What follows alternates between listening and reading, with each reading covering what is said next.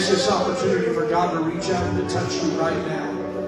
Oh, Jesus. Be God in this house today. Be God in this place, I pray right now. Let the glory of the Lord fill this house. Jesus, Jesus, Jesus, Jesus. Jesus, Jesus, Jesus, Jesus. Hallelujah. Thank you, Jesus.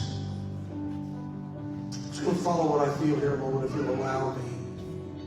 And it's kind of nice to go into church where you don't know what's happening, you don't know what's going on in anybody's life, you just know what you feel in the Spirit of the Lord. There's some of you today, you come broken, you come hurting, you come weak, you come weary, frustrated. You're in the right place at the right time. Because God knew before you ever got to where you are in life what was coming your way. He knows the end from the beginning because He's the first and the last. He's the Alpha, the Omega. There's nothing that just happens to occur to God. He knows before it ever happens. So whatever's going on in your life is not something God is ignorant of and God is not aware of.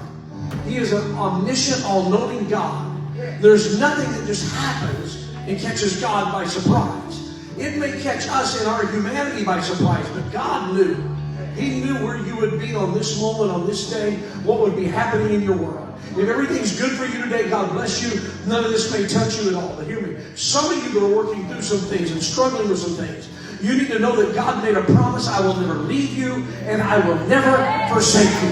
Through thousands of years of human history, He has never gone back on His word. And honey, He's not going to start with you. You're not going to be the first one He leaves. You're not going to be the first one that He forsakes. Can't imagine all that Job went through. Talk about a man that went through struggle and went through trial and had to live with adversity day in and day out. It didn't go away overnight. It was a long season of his life. Every day he got up that old saying, cheer up, things could be worse. He knew he'd cheer up and they got worse. It was one thing after the other. Here's a man blessed by God. One of the richest men in all the land. Favored by God. But he gets up on a Sunday morning and all of a sudden carpenters of destruction come in one after another. And they frame in Job's world a little bit smaller. He sees out the picture window of his life all of these blessings of God. All of the favor of God. But one after another, carpenters of destruction come in. Job, all of your livestock is gone. And his window's a little bit smaller. The next messenger comes and says, it's still a little bit too big, Job. All of your children are gone. All of your buildings are gone. Your health is gone. One thing after the other ripped out of his life, painfully stripped out of him. Can't imagine what it would be like to have that happen. One thing right after the other. One tragedy after another. But there are some words in the book of Job that are unbelievable to me. The most promising, the most inspiring words that Job speaks in the entire book, in my opinion, is when he says, He knows the way that I take.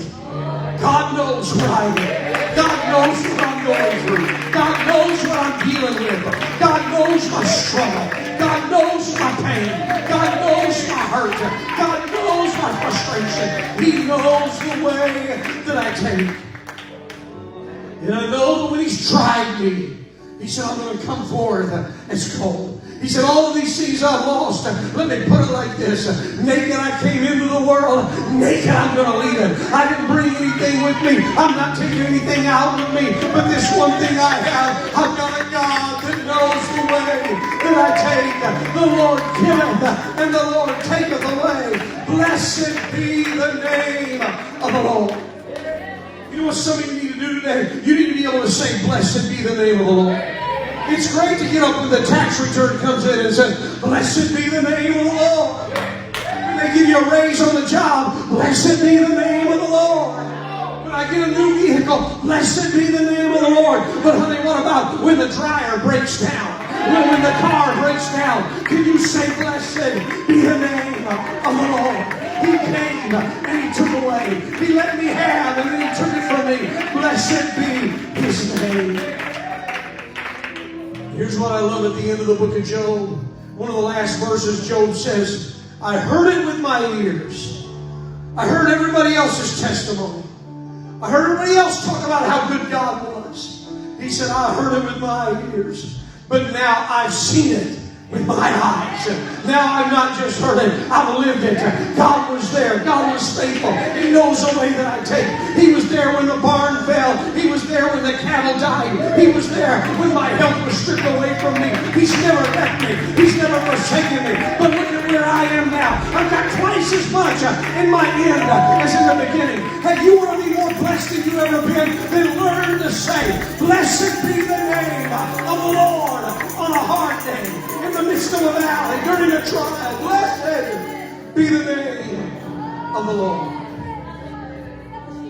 Oh, Jesus, help us. Help us. Isaiah 40 and 27 reads like this: Why sayest thou, O Jacob, and speakest, O Israel, my way is hid from the Lord, and my judgment passes over from my God. Hast thou not known, hast thou not heard, that the everlasting God, the Lord, the creator of the ends of the earth, fainteth not, neither is he weary. There is no searching of his understanding. He giveth power to the faint, and to them that have no might he increaseth strength. Even the youth shall faint and be weary, and the young men shall utterly fall. But they that wait upon the Lord, not those that outrun him, not those that lag behind him, not those that give up on him, not those that get frustrated with him, but those that wait upon the Lord shall renew their strength. They shall mount up with wings as eagles. They shall run and not be weary, and they shall walk and not faint. You've got to learn to wait on God. That's been the theme of this whole service. Hey, some of you, welcome to the classroom of waiting. Welcome to the classroom of having to trust God and believe God and just simply wait on God. Don't give up in the waiting, honey. You got a promise. You're going to renew your strength. You're going to mount up with eagle's wings. You're going to run and not be weary, and walk and not faint. Oh God. I'm not going to preach a long time today. And if you're waiting for a specific text and title, you can wait a while, but hear me. This classroom of waiting is not an easy one. If you've had any education at all, you know what it is to sit in a classroom and learn everything. You know it's not about the learning, it's about the testing. Everything you learn is about the test. It's not just for you to have the knowledge. And I can tell you, by far, the toughest classroom I ever sat in, the toughest classroom I've ever had to get through, was not grade school. It was not junior high or high school. It was not when I was working on my college degrees. Those were not the toughest classrooms. Hear me, the toughest classroom that I've ever had to get through is the classroom of waiting. When it seems like God brings everything to a stop, and He's 1,000,000 miles away, and I've got to stand on the Word where He just says, wait, wait, wait. In this hurry up, fast-paced world, this technologically advanced world that you and I live in, we want it faster, we want it quicker, we want it right now. We don't like to wait. It aggravates us to wait. It irritates us. Waiting for anything can cause us to lose our temper, our patience, our good sense. We don't like to admit it, but we don't like to wait. We don't like waiting in line. We don't like waiting at a stop sign. We don't like waiting at a stoplight. We don't want to wait for dinner. We don't even want to wait for good things. We don't want to wait for Christmas. We don't even want to wait right now. We want it when we want it. And those times when we're waiting and life gets difficult, we want to quit. Everything presses in on us, and the world is dark around us. And instead of getting up and facing the day with excitement and expectation, you can't even get the blankets off and you can get out of bed because you're covered with this dark cloud and all this weariness and depression, and you're ready to faint and give up. The enemy's solution is to just give up and throw in the towel. He wants you to give up on God and drink and drug until you puke, and he'll tempt you to turn to everything imaginable until your flesh is satisfied. And then in the world we live in, if none of that works and makes you happy, he'll tell you, go ahead and take your own life because life wasn't worth living anyway. But what does God want? What does God expect out of you and I? Looking at the careful reading of the Word of God, we'll find out that He wants us to learn some of life's greatest lessons while we're waiting. Some of you waiting on a healing. God's got a purpose for the waiting. You're waiting on a financial miracle in your life, and it's going to come. But God has a purpose for the waiting. You got family situations. You're like, oh God, how long? We're going to wait till this is fixed. God has a purpose for the waiting. There are some lessons you can learn in the classroom of waiting. And one of those is God is working on your behalf. You don't have to see Him. You don't have to hear Him. You don't have to feel Him. But hear me, God is not a stagnant God. He is not a dead God. He's not on vacation. He's not checked out of your life. That whole time you're in the classroom of waiting, God says, back here behind the scenes, over here in another room, I'm working, I'm developing, I'm building. James put it like this: be patient, therefore, brethren, unto the coming of the Lord. Behold, the husbandman waits for the precious fruit of the earth and has long patience for it until he receives the early and the latter rain. Be patient, establish your hearts, for the coming of the Lord draws nigh. You know what He said? You better be patient because the coming of the Lord is more important than your financial blessing. The coming of the Lord means more than you getting your healing. The coming of the Lord means more than a better job or more material things. You better keep your focus right and your priorities right. He said, grudge not against one another, brethren, lest you be condemned. Behold, the judge stands before the door. So you've got to be patient because everything doesn't come in a hurry. God's not on your time clock and my time clock. You know that old song like I do. He may not come when you want Him, but He's going to be right on time. He's an on-time God. Yes, He is. Bishop, I got frustrated with that when I was younger because I thought God forgot where the clock was.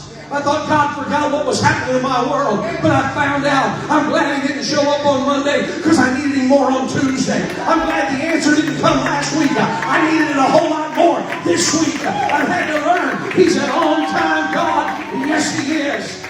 I just got to be patient in the waiting. Be patient. It's not going to come in a hurry. Lamentation says the Lord is good to those who wait for Him. The person who seeks Him while you're waiting, seek Him. Because while you're waiting, He's working beneath the surface of the soil of your life. And He's preparing a harvest of things that you can't even imagine. Eye hath not seen, ear has not heard, neither is it in the heart of them what God has prepared for them, what that love Him. I'm telling you, God is doing something for some of you right now you cannot imagine. Please don't get frustrated in the waiting. Don't get angry in the waiting. Don't grow lukewarm in the waiting. God is preparing a harvest in the waiting. It's interesting, James said, grudge not against one another. How did he say that? What does that mean? Don't grumble with one another. Don't gripe to one another. Don't get jealous of one another. You got your blessing. What makes you so special to God? God answered your prayer. Why not mine? I know how you live. I know. You get to grumbling. He said, don't do that. He said, don't you dare grumble against one another. Don't you get jealous. He knows that we're human and we shouldn't do it. Why? He said, because the judge is standing at the door and He wants to find out how you're going to handle this trial, how you're going to walk through this valley. You know how I'm going to go through it? With a hand in the air, saying, God, I may not understand it. I would rather be out of it, but blessed be the name of the Lord. I'm simply waiting on God. I'm simply trusting in the unseen hand that is leading me and guiding me. You've got to keep reminding yourself that waiting is important because you're not the one that's supposed to be writing your life story anyways. The Bible says He's the author and the finisher of our faith. Problem is, we get into a trial, we get into a test, God tells us to wait, and we want to grab the pen. We want to change the story. I want to speed this up, God, and get to the last chapter. He's the author. He's the finisher. That finisher doesn't mean the one that completes it. He's the editor. He has the editorial privilege of going through your story and saying, I see where you messed up. I'm just going to cover that in red. I see where you made a mistake over there. I'm going to put that under the blood. He can see where he got frustrated with you and impatient with you. But He waited till you responded. And now He wants you to wait on Him. He knows what He's doing and His timing is perfect. God is working on behalf of those who are waiting for Him. To learn that lesson, the second lesson you've got to learn in the classroom of waiting is that God, the battle belongs to Him, not you. That's right. Let Him fight your battle. Yeah. Let Him fight your battle. Yeah. Proverbs 20:22 says, wait for the Lord. He will save you. Anybody ever try to help God out? I think God needs some help. God doesn't know where I'm at. God doesn't know what's happening. I better help Him out. He said, look, you better wait for God. He'll save you. 2 Chronicles 20:15, He said, hearken ye all Judah and ye inhabitants of Jerusalem. Thou King Jehoshaphat, thus saith the Lord unto you, Be not afraid or dismayed by reason of this great multitude. For the battle is not yours, but God's. God was showing up in a day of battle when the enemy outnumbered them and was about to overwhelm them. He said, look, you got to get your perspective right. You're seeing as a man sees. You got to see this like God sees it and understand the battle is not yours, but God's. God was telling them, you didn't bring yourself here. I brought you here. You didn't bring yourself to the battle. I brought you here. And I'm not going to put you on the battlefield and expect you to fight and you to get the victory. This isn't your battle. This is my battle. There's a time when Judah was surrounded by Moab and they knew they were about to be defeated. Fear got a hold of their heart and they began to frantically worry. What are we going to do? Jehoshaphat begins to plead with God. God, we got to have an answer. We need some help. We're about to die. Do you not know where we are, God? When will we ever learn? There's nothing happened to us that God is not already aware of. There's nothing going on in your world that He doesn't already know. In the midst of their reckless fear, God moves on a young man by the name of Jahaziel. And Jahaziel rises up and he says, hearken, all Judah, and you inhabitants of Jerusalem and King Jehoshaphat. Thus saith the Lord unto you, be not afraid or dismayed by the reason of this battle, for it is not yours, but God's. In other words, God was sitting there. Here's what He's saying. Relax. I got this. Some of you need to hear God tell you, relax. I got this. I got it. You know, in the midst of that storm on that sea that night, when the little boat is rocking and reeling, the disciples bail in water for all their worth. They feel like they're about to go down in the storm. They said, where's Jesus when you need him the most? Last I saw him, he was going to take a nap. He's down in the hold of the boat sleeping. They're rocking and reeling. It was probably Simon Peter that says, I'm going to go get him up. He must not know we're in a storm. He must not be aware. Goes down and nudges him. I imagine Jesus just kind of rolls over and goes back to sleep. Simon nudges him again. Says, Lord, don't you care that we perish in this storm? I don't know how it happened, but I got a feeling Jesus picked up his pillow in frustration and threw it down. He says, oh, ye of little faith. Simon, you don't get it. As long as you're walking with me, there's no storm you're in that I'm not there with you. There's no battle you face that I'm not right there with you. There's no enemy in front of you that He's not in front of me. Says he steps out on the bow of that ship in the midst of the storm, and then he gets his sea legs a little bit, starts to ride that just a little bit, and he finally speaks the words. He says, peace be still. I've heard preachers say that he lifted his fist to the sky and said, peace be still. I don't think he did that. Bishop, you know what I think he did? I think he stood there and he said, peace. Be still. There's someone here today, you need to let the Lord speak to you. Peace. Be still. Be still and know that He's God. Be still and know that He's got it all in control. Be still and know that the battle is not yours, but it belongs to God. You're just in the classroom of waiting. You need to let God fight your battles. The worst time to go to the battlefield is when you're weary, when you're frustrated, when you've lost your direction, when hope is almost gone. He doesn't expect you to go then. He expects you to say, okay, God, I'm in the classroom of waiting, and I know you've got this, and everything's all right. So you got to learn that God's working on your behalf. You got to learn to say that the battle's not mine, but it's God. And the most important thing today in the classroom of waiting is that God will give you strength. Not just He will give you supernatural strength. He'll give you more strength than all the vitamins in the world, all the right eating, all the protein. He'll give you a strength that a man or a woman cannot understand. There's something that happens in the classroom of waiting when you're trusting God and you feel like it's about over. But the Spirit of the Lord comes in and says, oh no, honey, you're not going down here. You're not dying in this battle. You're not going out here. You're going to rise up with new strength. You're going to rise up high. You're going to rise up strong. In Isaiah the 40th chapter, when the Babylonian armies were encompassing Israel, they knew that the nation was about to be desolated and people taken away captives. It was one of the darkest, bleakest hours in Israel's history. And it would have been so easy to simply surrender and give up to the inevitable. There's no doubt every one of us have had times like that in our lives. There's someone here in the last week, you asked yourself, is it really worth it? Why keep fighting? Why keep trying? Pressure mounts. Darkness of the storm cloud begins to cover any light of hope there was. Instead of looking to the future with hope and expectation, you find yourself in the grips of despair and discouragement. Your strength is gone. You feel as if you're about to faint. Welcome to the classroom of waiting. Isaiah has a word for you. He'd say the same word to you that he did Judah in that day. But they that wait upon the Lord shall renew their strength. They shall mount up with wings as eagles. They shall run and not be weary. They shall walk and not faint. Man, I hope you got it right. I'm about to close, but right there, I hope you got what he just said. Because we get it backwards. We don't get that right. We never get that passage right. We want to reverse it. We turn it all around. And somebody, he said, you'll mount up with wings as eagles. You'll run and not be weary. You'll walk and not faint.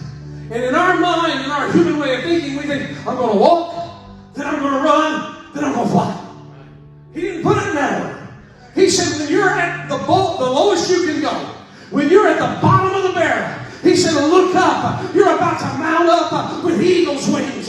You're about to soar like you've never soared before. You're not going to start out walking. You're going to fly, honey. You're going to come out of this storm. You're going to come out of this battle. And you're not coming out weak and emaciated. You're coming out strong. He said, he will renew your strength. You will mount up with wings as an eagle. Here's the key. Just stand with me. The storm saps the strength out of us.